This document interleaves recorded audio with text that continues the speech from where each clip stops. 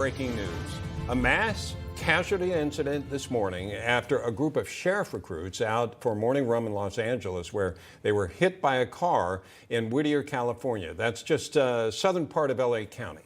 Our national correspondent Mike Carter has the latest on this terrible story. Mike. Yeah, guys, we've been tracking this one all day. Investigators say 25 LA County Sheriff's Department recruits are injured. 5 more are in critical condition right now after being struck by an SUV while out for a morning run this morning in Whittier, California. Like Bob said, that is a suburb of Los Angeles. More than a dozen ambulances responding to the scene where firefighters had placed green, yellow, and red triage mats indicating the severity of those injuries. Head trauma, broken bones, and even loss of limbs being reported among those injuries. According to officials, the recruits were out running around 6:30 this morning local time when the SUV reportedly drove into the group.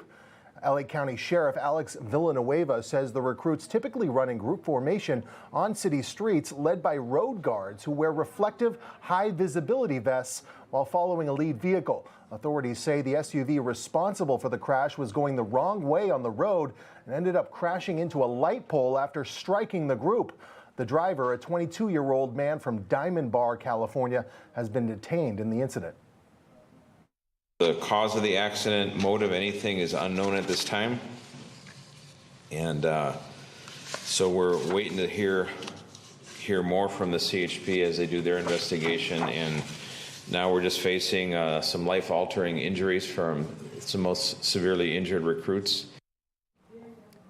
And investigators say the SUV was traveling between 30 to 40 miles per hour when the crash took place. No signs of skid marks, tire skid marks on the ground were found. But as of now, this crash is being ruled an accident. Bob, Katrina? All right. Thank you very much. Now, skid marks would indicate trying to stop. Attempting to stop. Right. If there aren't skid marks, what's going on? Yeah, we don't know. But joining us now to discuss is former NYPD Commissioner Bernard Kerik. Bernie, thanks so much for being with us. Really sad story that we're following here. No motive known yet. But as Bob was just pointing out, when there's no sign of skid marks, what is that indication? And then how does the investigation go from there? Well, the investigators, that's one of the first things they'll look at. There obviously was no braking prior to hitting these young people. You know, from my understanding, they had road guards, they had reflective vests. There's usually a backup vehicle that follows behind the formation. In this case, the car came from the front.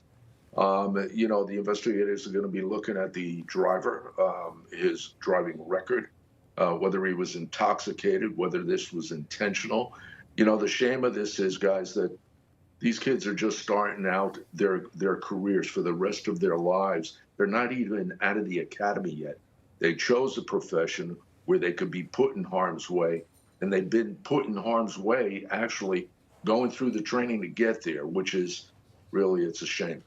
Yeah, and I'm guessing they're out there on a regular basis, Bernie. This is in LA County. Tell us about what that process normally is. Yeah, Bob, what happens in the academy, one of the priorities of the academy is to get you in the physical shape you need to be in when you graduate. And normally, every day begins with a run. I think the time on this was about 6:30 in the morning. Recruits get there, they get dressed, they go out for a run.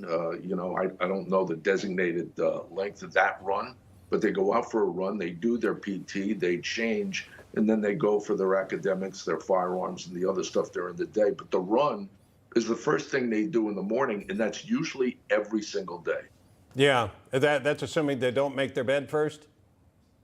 Yeah, exactly. Yeah, exactly. I know how that is, and there's a famous general who has been out there, or an admiral, I think, who talks about how that's Admiral McCraven. Exactly, a good start to the day, that you've accomplished something right off the bat. So these people giving their lives to a calling that a lot of people don't want right now.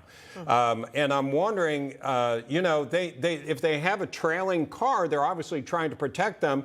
I guess it doesn't dawn on them or occur to them that you may need something up front in case somebody's going the wrong way. Well, normally, you know, you're going with the grain of traffic. You can see where you're going. You see what's in front of you.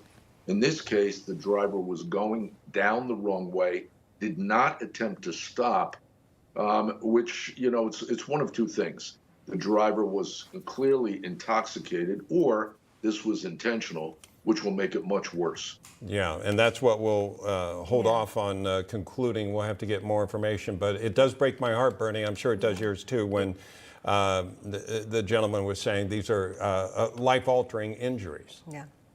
Yeah, some of them, you're talking about limbs that, may be missing or something. I heard one of the reports say.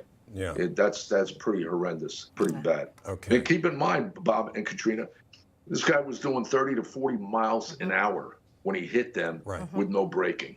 Yeah, and they did say at this point during the press conference that it is being considered an accident at this point. But again, we'll stay tuned as they continue that investigation. But Bernie, as you mentioned, it will be interesting and to see if the driver was under the influence of some kind.